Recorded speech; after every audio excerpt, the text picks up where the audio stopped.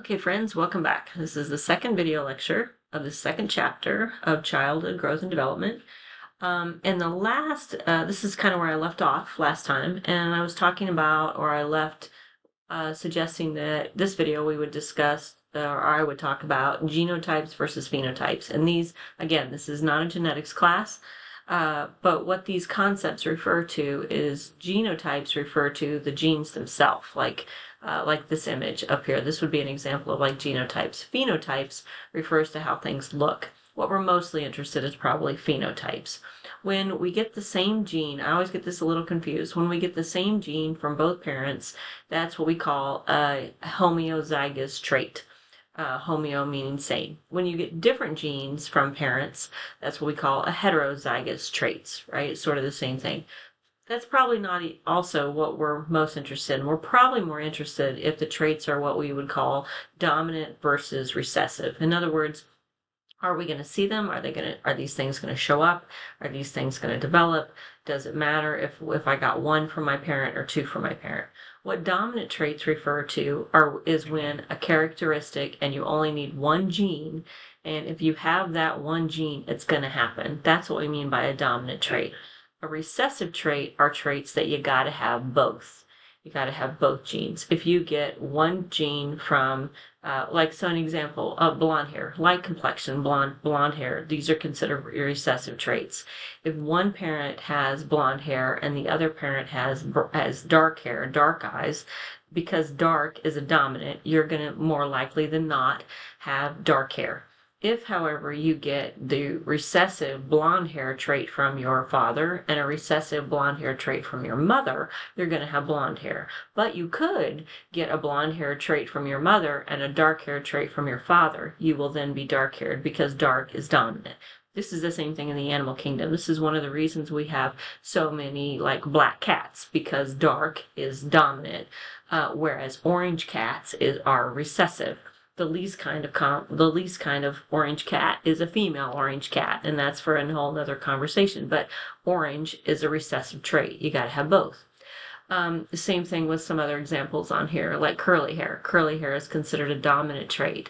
Let me think about dimples. I believe dimples are considered a dominant trait. You only need to get that trait from one parent in order for it to happen. Blue eyes are considered a recessive trait. So we're probably more interested when we talk about genotype, phenotype. My guess is what is more interesting or more useful or more likely to be a part of conversation, or if it's dominant or recessive. So here's a little bit more discussion, or a couple more examples of these characteristics, but in this case, we're talking about genetic disorders. So thinking back, and that's on another slide, thinking back to this XY chromosome, and the 23rd chromosome is the one that decides if you're male or female. Notice over here, I didn't put it in the slideshow. Notice over here that the X is larger than the Y. This is really important. The X chromosome has more space to carry more information than the Y. The X the X will always come from a mother. Your mother will always give you an X. Your father could give you an X, or your father could give you a Y.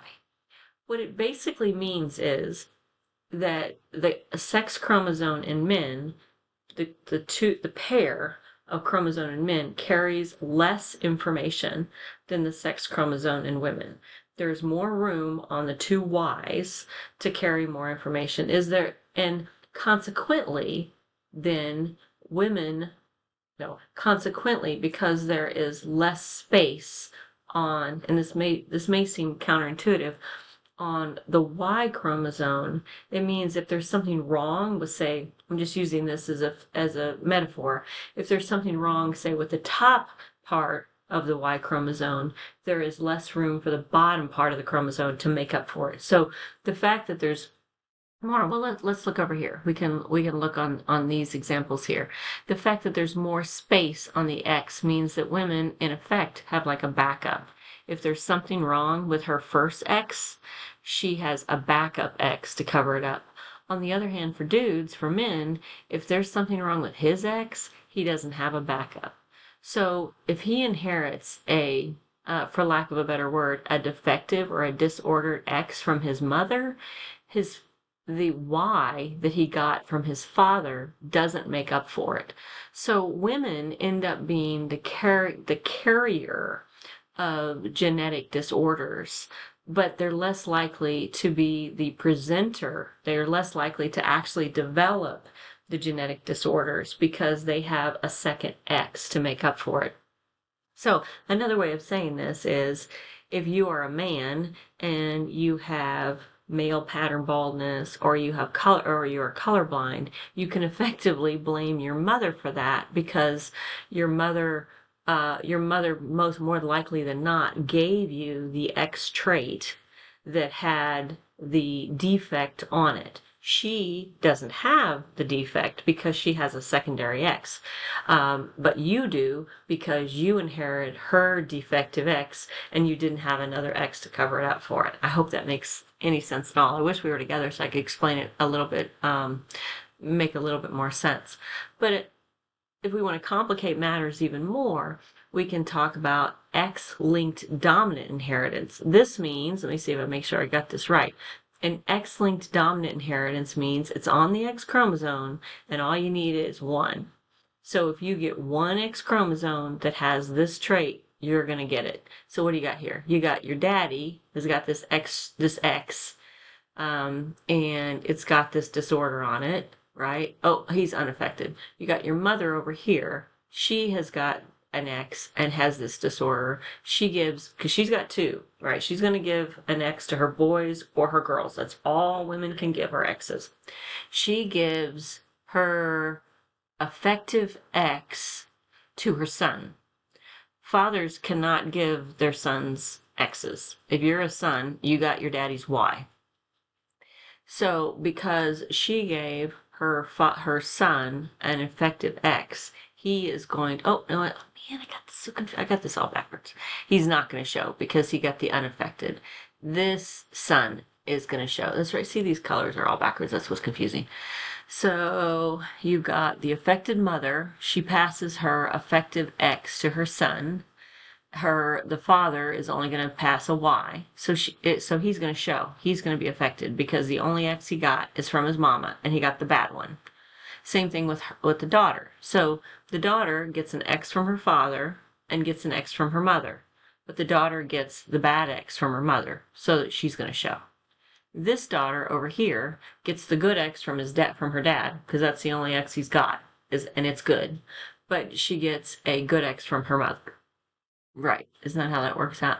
This is what we mean by dominant. You only need to get one defect, right? As opposed to a recessive. Remember, with recessive, you need two. With a dominant, you only need one.